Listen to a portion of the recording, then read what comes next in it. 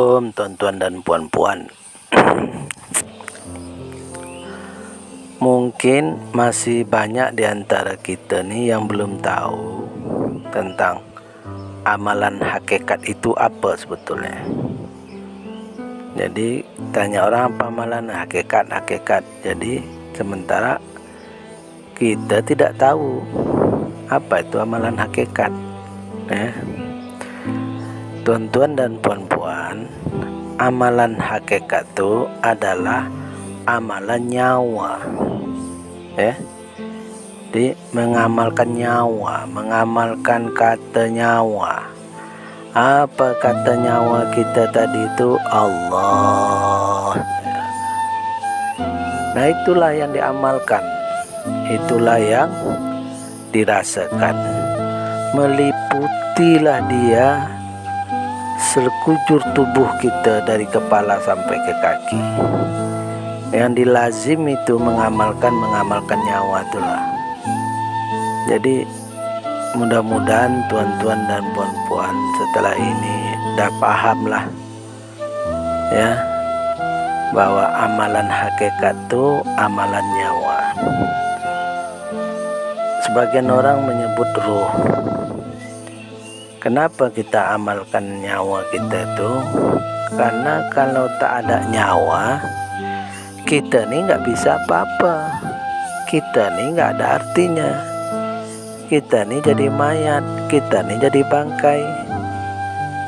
Jadi yang membuat kita tuh bisa kemana-mana, bisa buat ini, buat itu, banyak hal yang bisa kita buat tuh karena apa? Karena ada nyawa. Makanya kita bisa, kita bisa sholat karena ada nyawa, kita bisa kerja karena ada nyawa, kita bisa mandi karena ada nyawa, semualah.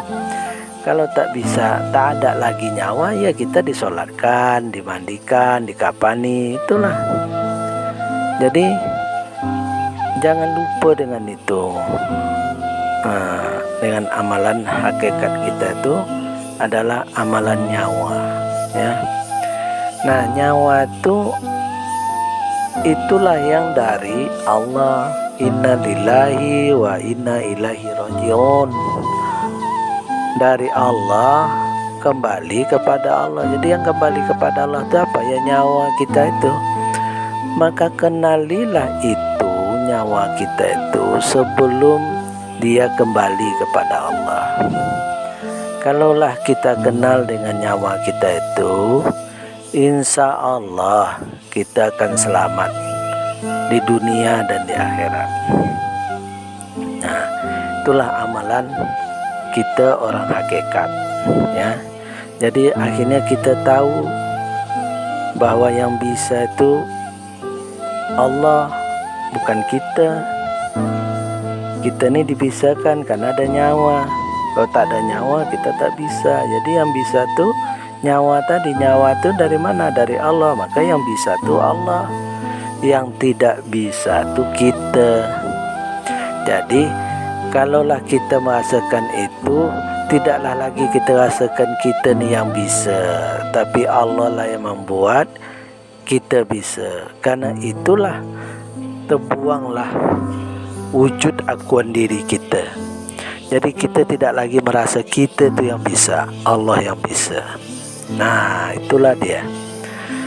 Dan tuan-tuan dan puan-puan, dahulu pun Tuan Guru Bersatu ini adalah yang paling sering ditekankannya tentang nyawa.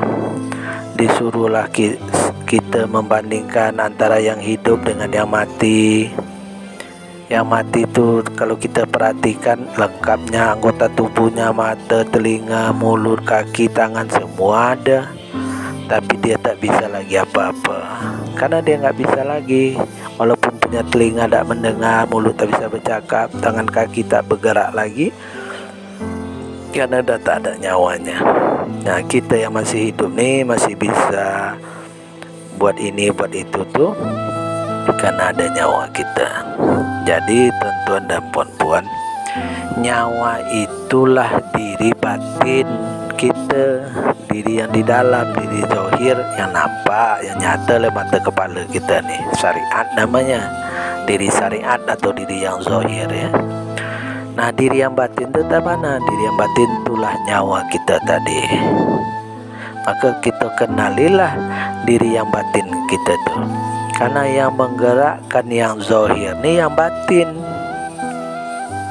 Diri yang batin menggerakkan diri yang zahir.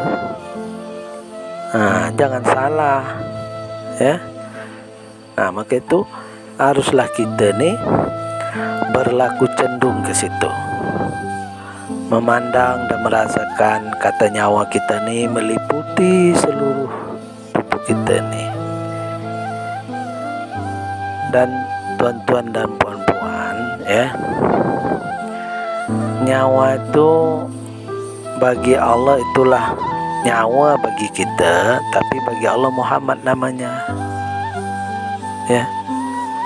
Sifat bagi Allah, sifat bagi kita nama itu sifat Allah itu ya.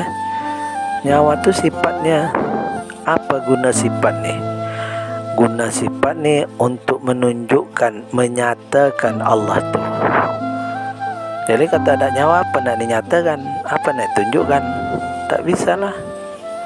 Begitulah tuan-tuan dan puan-puan, pentingnya lah nyawa kita tadi itu. Nah, maka itu kenalilah selagi umur dikasih Allah Ta'ala, kenalilah, pandanglah, rasakanlah ya. Itu amalkan sehari-hari, setiap saat, bahwa apa yang kita lakukan, apa yang kita buat pada hakikatnya itu bukanlah kita ya, tapi itu dari Allah. Jadi mudah-mudahan tuan-tuan dan puan-puan setelah ini makin paham, tidak bimbang, tidak ragu lagi ya. Nah, itu ajalah dulu. Assalamualaikum warahmatullahi wabarakatuh.